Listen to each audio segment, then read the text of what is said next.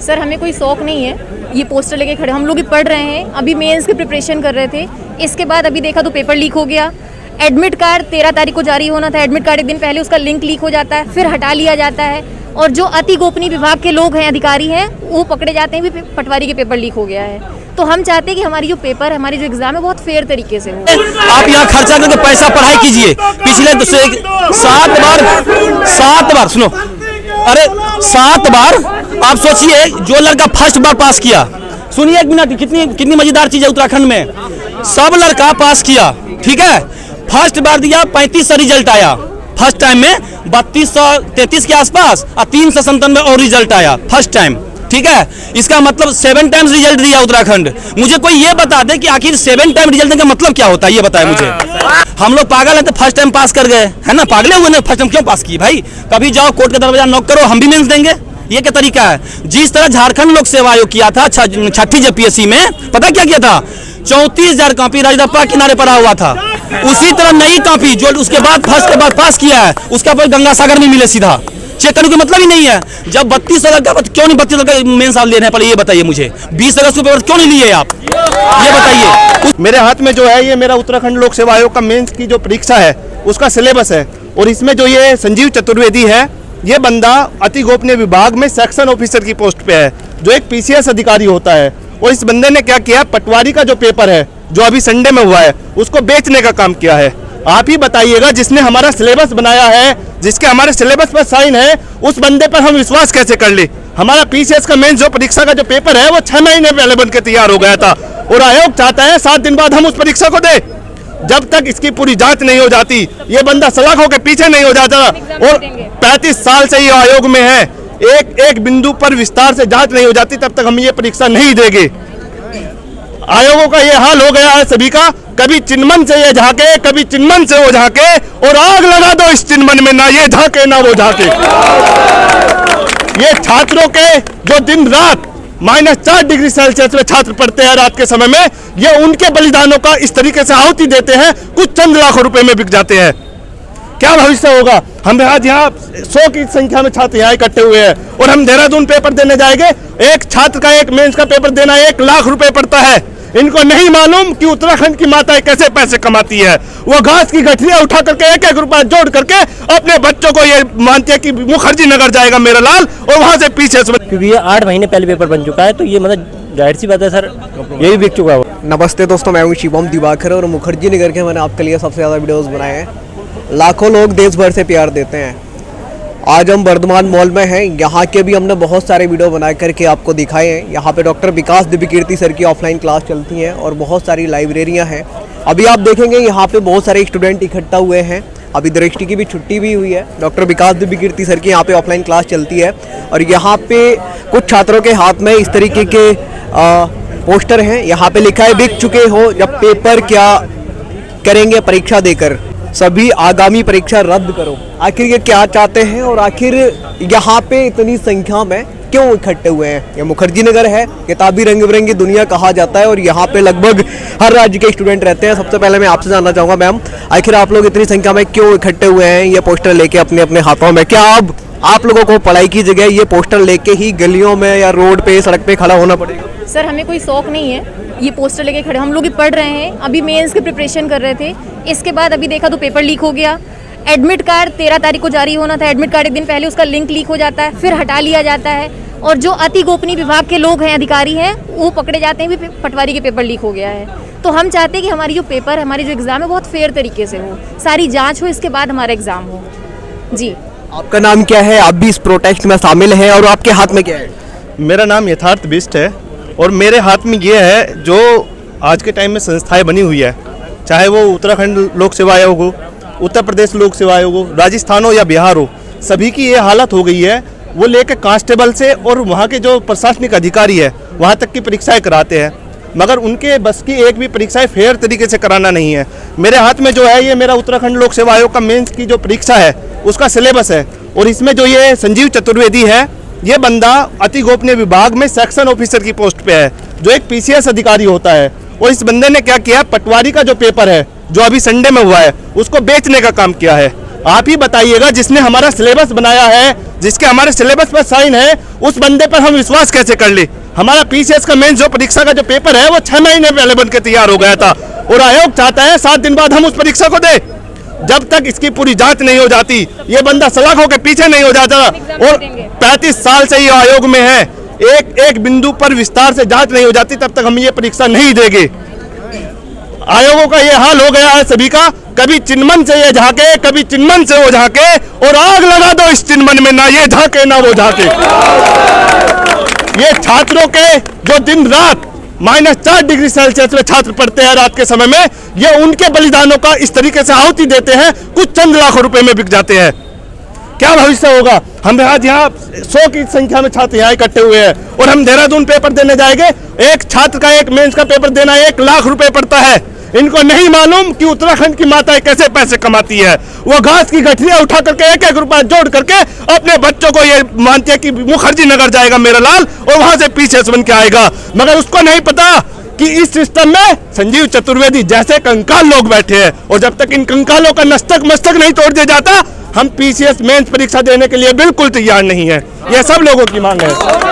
दोस्तों यहाँ पे बहुत सारी भीड़ है, आप देख सकते हैं। आप भी शामिल हैं, राघव जी आप भी शामिल हैं। आप क्या कहना चाहेंगे? क्या पेपर है ऐसा ही लीक होता रहता है? भैया ये नॉर्थ इंडिया जो भी है ना, जेपी आंदोलन के बाद जो 7 स्टेट हिंदी मीडियम के, सबकी यही कहानी है।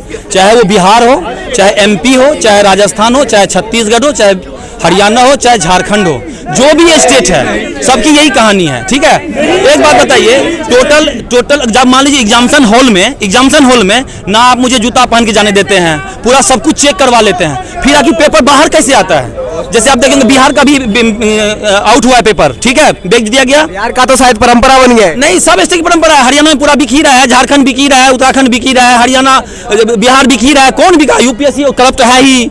ठीक है, तो कौन बचा हुआ है भाई साहब? हम लोग मेंस दे रहे हैं तो हम लोग मतलब ये उपकार कर रहे हैं उत्तराखंड के ऊपर। 10,000 रुपया खर्चा करके फिर आएंगे, फिर रूम में बैठ के पढ़ाई करेंगे और कोई विकल्प स्टूडेंट के पास नहीं है। स्टूडेंट के पास सिर्फ एक विकल्प आज के डेट में बचा है कि वो जाए और सीधा पीसीएस के ब्रह्मोस मारे। बाकी विकल्प नहीं है स्टूडेंट के पास। रियलिटी बता रहा हूं मैं, क्योंकि स्टूडेंट की स्थिति आज ये है ना, घर से बात कीजिए सिर्फ आप, ठीक है ना, घर से आप बात कीजिए, आप यहाँ खर्चा करके पैसा पढ़ाई कीजिए। पिछले 7 बार सुनो, अरे 7 बार आप सोचिए, जो लड़का फर्स्ट बार पास किया, सुनिए 1 मिनट, कितनी मजेदार चीज है उत्तराखंड में। सब लड़का पास किया, ठीक है, फर्स्ट बार दिया 3500 रिजल्ट आया, फर्स्ट टाइम में 3233 के आसपास और 397 और रिजल्ट आया फर्स्ट टाइम।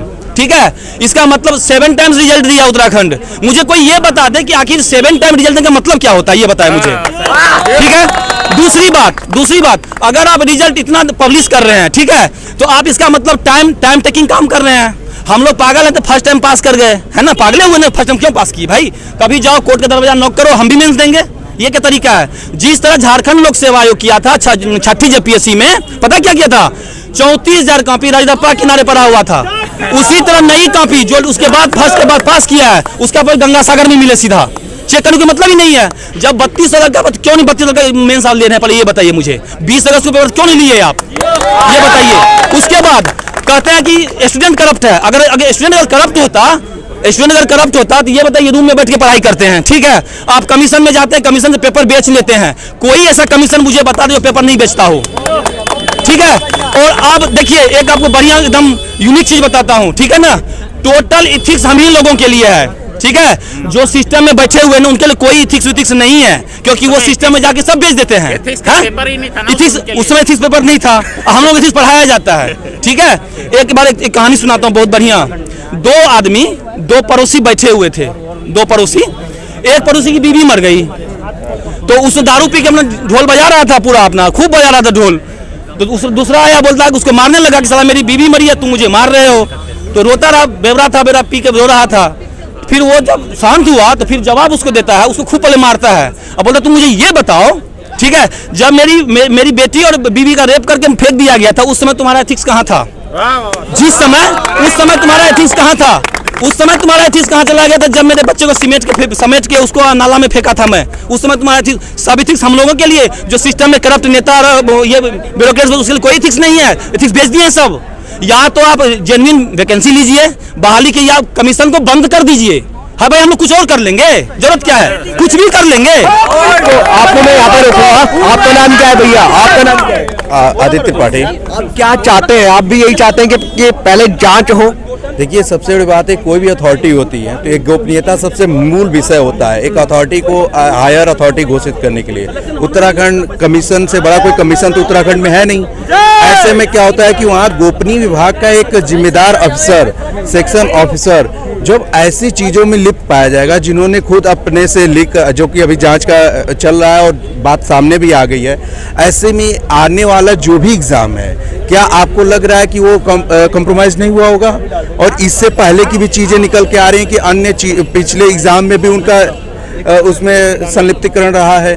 ऐसे में 10 दिन बाद हमारा उत्तराखंड मेंस आयोग है, ये पटवारी का एग्ज़ाम जो आपका 1 महीना पहले, अभी 2 महीना पहले आयोग को दिया गया, यानी 1 महीने में पेपर बना और वो पेपर आपका हो गया लीक। ऐसे में जो एग्ज़ाम का मेंस का रिजल्ट आया हुआ है मई का, और अगस्त में फर्स्ट प्रपोज इसका डेट था मेंस का, तो यानी कि मेंस का पेपर तो काफ़ी पहले बना हुआ है। तो क्या इसकी आशंका नहीं है, वो भी गंभीर आशंका है कि ये भी कॉम्प्रोमाइज हो चुका होगा? ऐसे में जब तक, देखिए, पोस्टपोन कोई ऐसा नहीं कि हमारा टारगेट है, पॉइंट ये है कि बस आयोग क्लियर, हम लड़कों को संतुष्टि मिल जाए कि आयोग में सब सही है, तो हम जिस डेट पे ले रहे एग्जाम उस पर भी दे सकते हैं। लेकिन ऐसे वातावरण में जहां एक गोपनीय अधिकारी मैनेज्ड है, कॉम्प्रोमाइज्ड है, ऐसे में कैसे पता चलेगा कि हमारा एग्जाम सही से हो रहा है? आपका नाम क्या? आप कब से तैयारी कर रहे थे? जगबीर यादव नाम है सर। कब से तैयारी कर रहे थे? सर मैं 2020 से कर रहा हूँ। डर सता रहा है कि कहीं ना कहीं लीक हो चुका होगा? सर हमारी सिर्फ 2 ही मांगे हैं सर। एक तो निष्पक्ष रूप से ईमानदारी के साथ में जांच कराई जाए, ताकि पता चले इसमें यही लोग शामिल हैं या और भी लोग शामिल हैं। और दूसरी सर मांग यह है कि इस पेपर को दोबारा सेट किया जाए, क्योंकि ये 8 महीने पहले पेपर बन चुका है, तो ये मतलब जाहिर सी बात है सर, ये भी बिक चुका है। दम है कितना दमन में तेरे, देखा है और देखेंगे। दम है कितना दमन में तेरे, देखा है और देखेंगे। आगे तुझको घेरा था, आगे घेरेंगे। छाती तो कहना हुआ तो खून बहेगा सड़कों पे। बस यहाँ पे राघव जी हैं, कुछ कहना चाह रहे थे आप? भाई साहब, आपने नोटिस निकाला, ठीक है, उसमें आपने कहा था 15 गुना स्टूडेंट क्लियर करेगा पीटी, ठीक है ना। आप मुझे ये बताइए कि जब टोटल लड़का में से सब जनरल में आ जाएगा 8000 लड़का, तो वो तो 1:81 का हो गया, तो नोटिस तो वैसे क्वेश्चन कर जाएगा सुप्रीम कोर्ट में, कोई टिकेगा? मतलब इसका मतलब आप वैकेंसी क्लियर करवाना ही नहीं चाहते हैं। या तो आप ये कर दीजिए, पुराने नोटिस को फॉलो कर लीजिए, या जो भी करप्ट संस्था है उसके इंक्वायरी बैठाइए, और जो भी उसमें मतलब बेच रहे हैं पेपर, उसको सीधा गिलोटिन पे चढ़ाइए, 2 बार कीजिए, खत्म हो जाएगा सब कुछ, कोई नहीं करेगा फिर करप्शन। हाँ, स्टूडेंट का सिर्फ चेक होता है एग्जामिनेशन हॉल में कि अंगूठी नहीं पहनना है, कान में बाली नहीं पहनना है, चप्पल नहीं पहनना है, जूता नहीं पहनना है, हाथ कटवा लेना है, फूल कटवा लेना है, सर पे नहीं रखना है, कुछ नहीं करना है। लेकिन फिर बाहर पेपर कैसे बिक जाता है? जिस तरह 18 में हुआ था, अंजू कटियार यूपी PCS में क्या की थी, पूरा पेज दी पेपर, क्या हुआ? वैकेंसी क्लियर हो गया, किसी स्टूडेंट कुछ चला नहीं चला। उसी तरह अभी भी बिहार में भी देखिए BSSC का पेपर आउट हो गया। देखिए एक पेपर आउट हुआ और 66% सीट को मैनेज कर लिया। एक का पेपर ले लेगा, इसमें किसी का होना है नहीं, जो जिसको लग रहा है हो रहा है ना, किसी का नहीं होना है, क्योंकि भैया जब पैसा पहुंच चुका तो कैसे होगा? उसी तरह झारखंड में हुआ, उसी तरह हरियाणा की कहानी है। MP में देखिए 19, 20, 21, 22 का नोटिस आ चुका है, 19 का वैकेंसी क्लियर नहीं हुआ है। 400। इसका मतलब है कि सिस्टम में जो लोग बैठे हैं वो अगर ये चाह रहे हैं कि स्टूडेंट ही इथिक्स का पालन करें, ठीक है, तो फिर अब स्टूडेंट कब तक इथिक्स का पालन करेगा? ये तो कोई बताए मुझे, कब तक? जिंदगी भर ऐसे ही करते हैं? नहीं, सवाल नहीं पता लेता है भाई। हम तो कहते हैं हर एक स्टूडेंट से यही कहते हैं, भैया तुम अगर अपने अधिकार के लिए लड़ नहीं पाओगे तो दूसरे कैसे लड़ोगे? 1/15 का जब मानते हैं हम लोग, नोटिस तो वही रखे हो ना, तो ये क्या तरीका? जिसका मतलब हम लोग जो पास किए पहले लिस्ट में, ठीक है ना, तो हम सब पागल हो गए। इसका मतलब कि 10 लड़का इकट्ठा हो, कोर्ट जाओ, ठीक है, और कोर्ट भी वहां पे बैठी है, भैया ठीक है, इन लोगों को अपना एग्जाम देने को, मेंस देने को, कोर्ट को क्या लगा है भैया?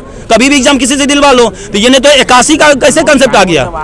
जब कमीशन और जुडिशरी के पूरे चीज को विधानसभा क्वेश्चन कर दिया है, तो आपको इस चीज में डिसीजन लेने क्या दिक्कत है कि जो नोटिस को फॉलो क्यों नहीं कर रहे हैं आप नोटिस फॉलो कर लीजिए। जब भी आपको मेंस लेना है आप कर लीजिए मेंस, जिसका तैयार होगा उसका तो होगा। 321 सीट है ना, तो 321 लड़का तो आपको मिल ही जाएगा सिलेक्टेड। लेकिन कम से कम फेयर वैकेंसी तो रखिए। अगर जब फेयर नहीं है तो क्या फायदा बताइए?